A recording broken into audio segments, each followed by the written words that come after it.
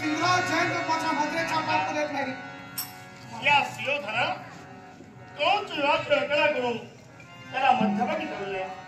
अनेक बाळाचा वर्षाव करून तो तुला सापडले. प्रयत्न अखेर म्हणून करणं हा तुला हवाय. असा त्याचा भेद करत राहा. तोपर्यंत सिंधराज जैन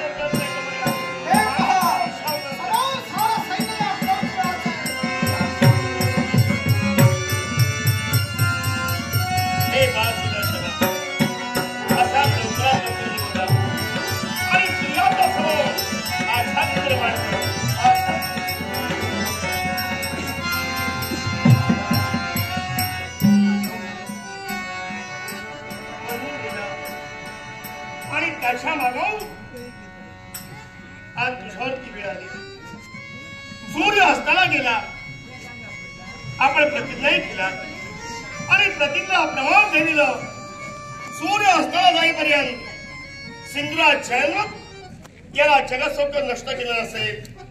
अग्नी दिव्य करी आणि सूर्य अस्ताला गेलाय.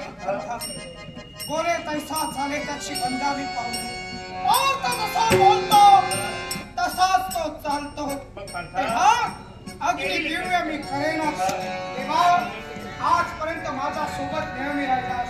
तेव्हा आता माझी अखेरची सुद्धा तयारी परमेश्वरा तूच कर. माझ्या याच जागेवर मी अग्नी प्रज्वलित करतोय.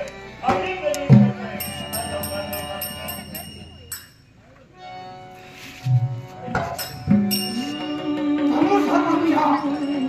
भूमीत करा जो निनादला तो आपला धनुष्य आपल्या चरणावर आठवण म्हणून क्षणाक्षण यात्रेला पाहून मला पाच माझ्या सवयच आहे याची जाणीव मला हळूहळू. हे धनुष्य आज कृष्णार्पण केले. हे तुझा उदरात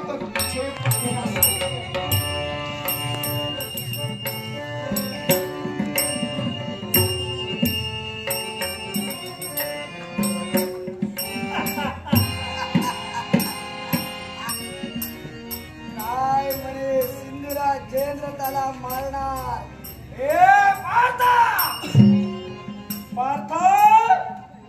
आता तुझी प्राणज्योत मावळे.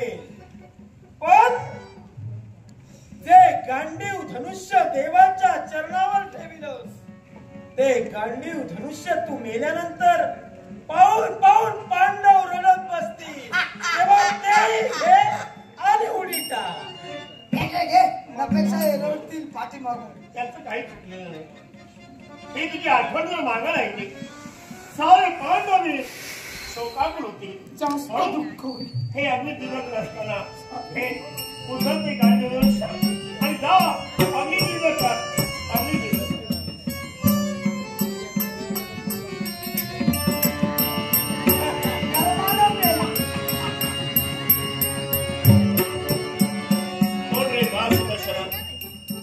आमचा कर्म स्थिर हो.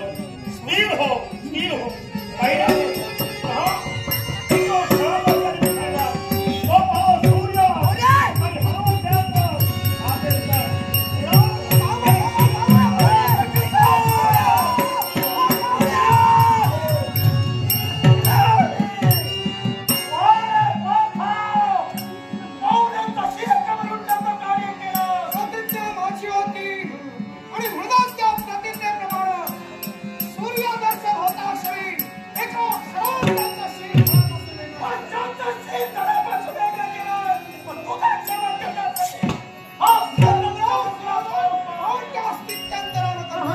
जेते पाहे तेथे उभा उभा.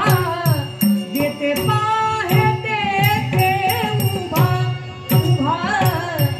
अवघा गगनाचा गाभा. अवघा गगनाचा गाभा.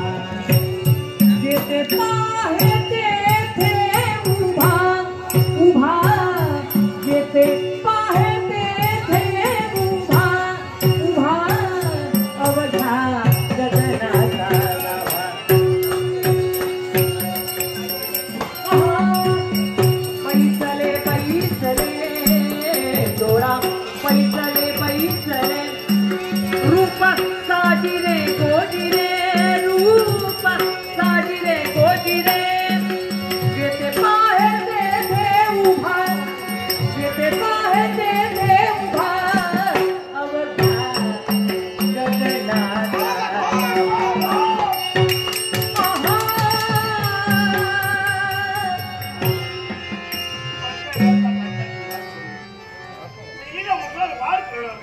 हे वीराला केव्हाही शोभा देणार नाही पण हे हात शब्द या